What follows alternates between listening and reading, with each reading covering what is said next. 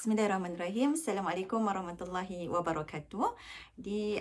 Bertemu kembali dalam BookTube channel Suri Membaca. Dan insyaAllah pada video kali ini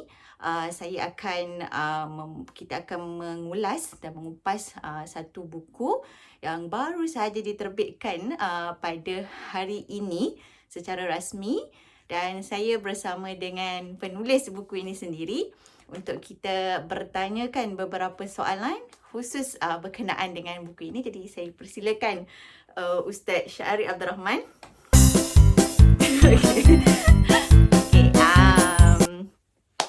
Baik, jadi buku yang dimaksudkan itu adalah buku berkenaan dengan menggali khazanah ilmu munasabah, pendedahan mengenai rahsia susunan kalimah, ayat dan juga surah di dalam Al-Quran. Jadi mungkin kepada yang masih belum pernah mendengar pun tentang ilmu munasabah ini, mungkin secara ringkas penulis boleh menerangkan apa itu yang sebenarnya ilmu munasabah, adakah berkaitan dengan ilmu hisab ataupun ilmu sebab musabab dan sebagainya. Jadi untuk intro mungkin boleh penulis terangkan sikit secara ringkas apa itu ilmu munasabah. Assalamualaikum warahmatullahi wabarakatuh. Terima kasih kepada moderator Puan Nurul Syuhada Syuib.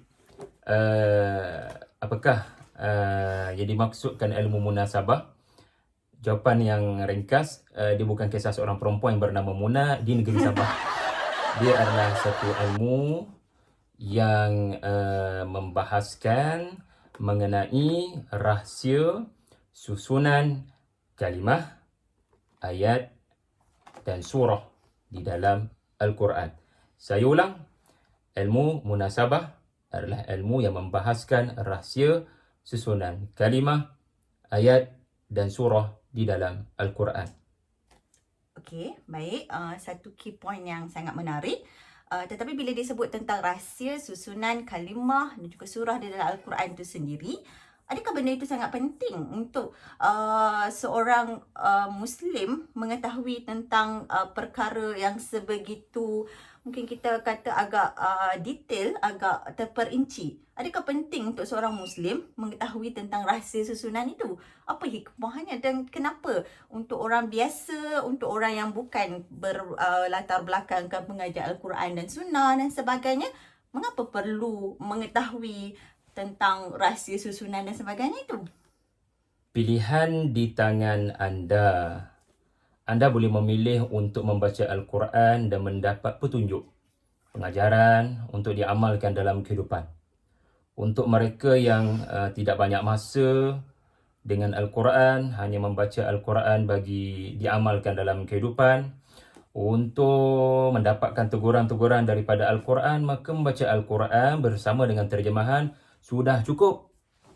Tetapi, kalau anda memilih untuk melihat Al-Quran sebagai mukjizat, kalau anda memilih untuk melihat Al-Quran sebagai tanda-tanda ia datang dari Allah, bukan daripada fikiran manusia, bukan daripada rekaan Nabi Muhammad SAW, maka anda perlu memilih salah satu daripada aspek kemukjizatan Al-Quran adalah al-i'jaz al-bayani, iaitulah dari sudut kebahasaan, kesusasteraan atau balaghah.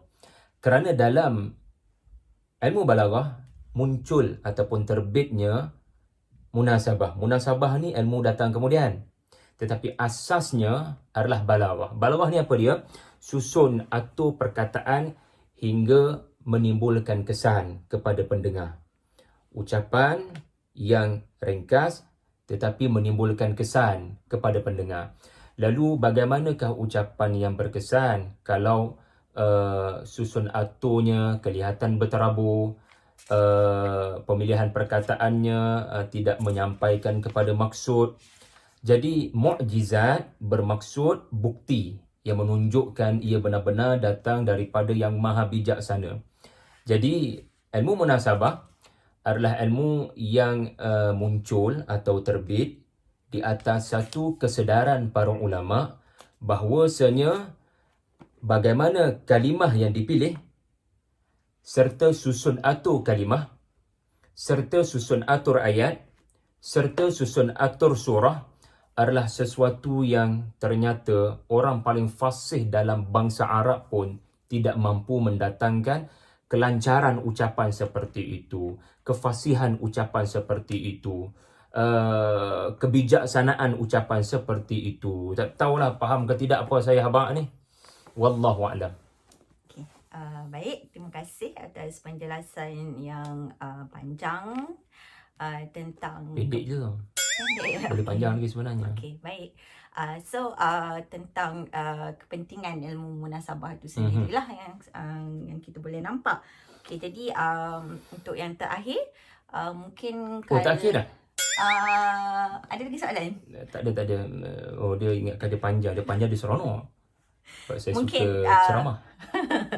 Tak perlu ceramah dalam sesi kita kepada kali ini, sebab kita akan fokus kepada pendedahan dan juga kupasan berkenaan buku ini. Kalau kita tengok buku ini juga mengandungi dua bahagian. Bahagian yang dinamakan sebagai membuka peti khazanah ilmu munasabah itu sendiri, dan juga bahagian yang kedua berkenaan dengan mencari kunci ilmu munasabah. Okay, jadi mungkin penulis boleh ceritakan sedikit tentang penyusunan buku ini sendiri. Disebabkan oleh kalau Al-Quran pun duduk disebutkan susunannya itu hikmah dia, kenapa dia ada yang surah diawalkan walaupun dia turun lambat dan sebagainya. Jadi kenapa buku ini dibahagikan kepada dua yang begitu, dan pemilihan topik-topik dalam buku ini, bagaimana ia dibuat, dan juga metodologi yang digunakan untuk mempersembahkan buku ini. Sebagaimana Al-Quran yang awal-awal turun pada Nabi duduk kat belakang, yang lambat-lambat turun pada Nabi duduk kat depan. Baqarah turun lewat, yang Ali Imran turun lewat, tapi dalam Quran dia duduk di awal. Surah-surah pendek kebanyakan turun awal pada Nabi, tapi dalam Quran duduk di ujung. Terinspirasi daripada itu, saya pun buat flow terbalik juga pada buku ni. Sepatutnya benda kat depan buku ni adalah apa maksud munasabah, asal usul ilmu munasabah ada pada zaman Nabi ke tidak, ulama-ulama yang mempelopori ilmu munasabah, pelbagai bentuk munasabah, serta kritikan kepada ilmu munasabah, serta jawapan kepada kritikan. Tiba-tiba dalam buku ni dia duduk kat ujung. Sedangkan contoh-contoh ilmu munasabah ialah bila dah nama contoh, dia kena start dengan konsep dulu. Kena 2 darab 2, jawapan dia 4, kena kaedah tu dulu baru dapatlah 4. Tetapi buku ini mendahulukan contoh dan mengkemudiankan kaedah. Kerana bahasa penulisan dalam dua bab ini berbeza. Penulisan saya dengan Al-Fadhil Ustaz Zulkhairi dalam bahagian contoh adalah penulisan di Facebook. Penulisan disasarkan untuk masyarakat awam.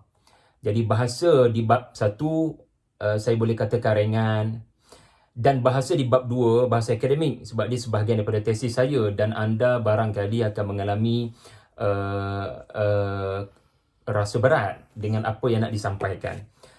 Dan sebab yang kedua selain daripada aspek bahasa adalah hasrat saya adalah untuk memulakan buku ini secara santai. Dia macam ice breaking, buka minda. Sehingga mudah-mudahan dari satu artikel ke satu artikel apa yang berlaku adalah wow, oh, Masya Allah, terbuka fikiran.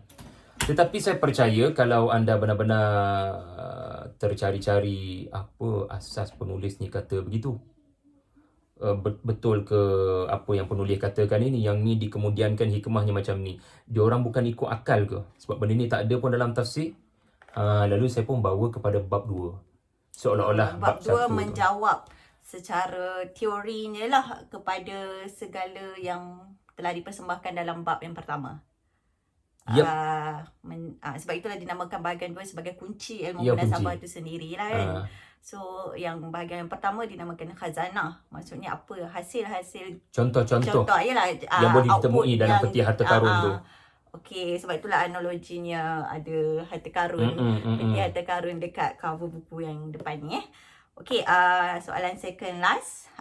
Kalau kita tengok para hufaz kita ditebuk kan dia punya bacaan Al-Quran dia. So saya cuba nak tebuk buku ni dengan bertanyakan salah satu subtopik yang ada dalam buku ni untuk penulis kita terangkan lebih lanjut berkenaan dengan bab itu. Sebab sebagai seorang wanita, saya sangat tertarik dengan bab yang ke-6 dalam buku ini yang dinamakan sebagai hikmah surah wanita selepas surah mengenai jihad.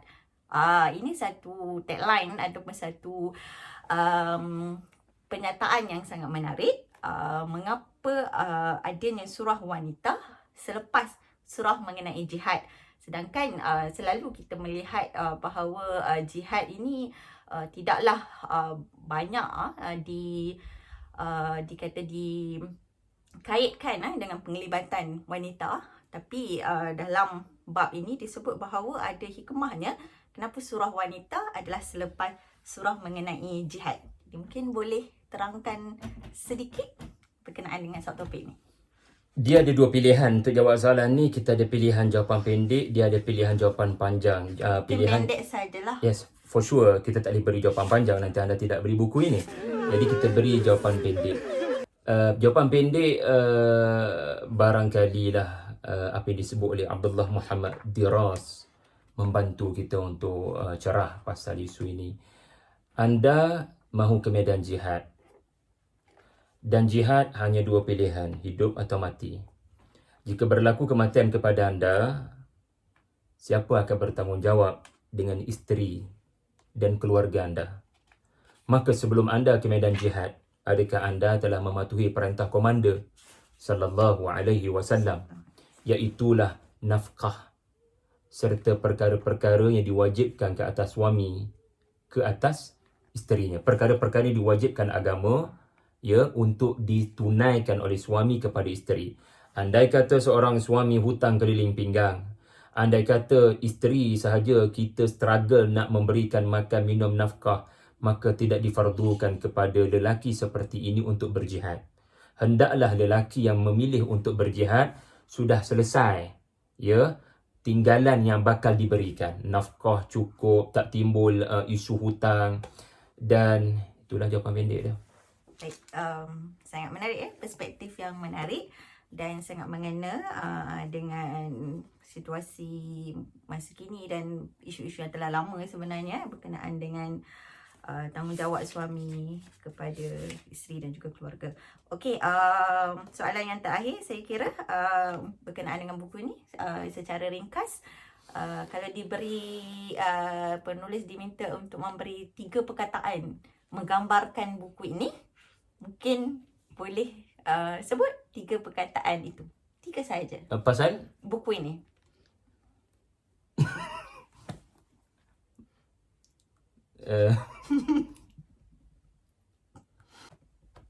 Okey, saya cuba. Itulah 3. 3 je. 3 menggambarkan buku ni yang menyebabkan kalau orang tengok buku ni, orang akan ingat 3 perkataan tu dan menyebabkan orang boleh membuat keputusan nak beli dan baca buku ni ataupun tidak. Kalaulah tidak diberikan perkataan itu lebih baik, kerana gambar dah ada kat depan tu. Dia menggambarkan betapa ramai tidak berjaya membuka khazanah Quran. So perkataannya adalah peti,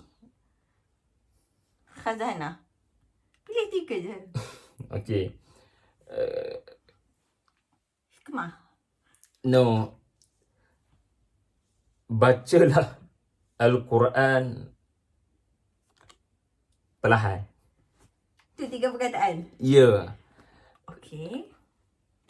Kenapa bacalah 3 Al-Quran perlahan? Dengan membaca perlahan tu dapat Itu tak apalah, tak payah huraikan sebab kita pun bagi syarat 3 perkataan saja. Jadi untuk ingatlah perkataan tu. Puan tak ada soalan lain ke? Kalau 5 tu okey lagi. Apa puan tak ada 3? Sebenarnya saya menjangkakan dia bukanlah semestinya satu perkataan yang dibentuk menjadi ayat. Dia mungkin boleh menjadi seperti buku ini adalah mukjizat. Bukanlah mukjizat.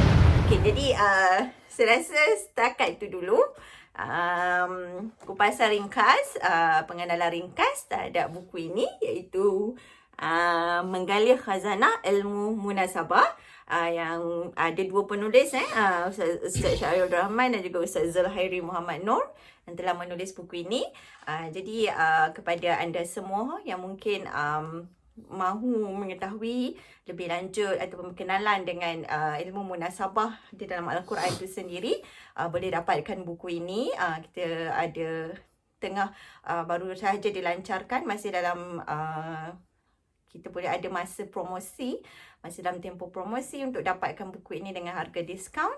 Jadi boleh dapatkan dan boleh melalui page Paradigma Ibrah Cindy Berhad, boleh klik link di situ untuk kita uruskan bagi sesiapa yang berminat untuk mendapatkan naskah ini. Jadi saya ucapkan tahniah kepada penulis dan juga terima kasih bersama dengan sesi pada hari ini. Jadi setakat itu saja. Wallahualam. Assalamualaikum warahmatullahi wabarakatuh.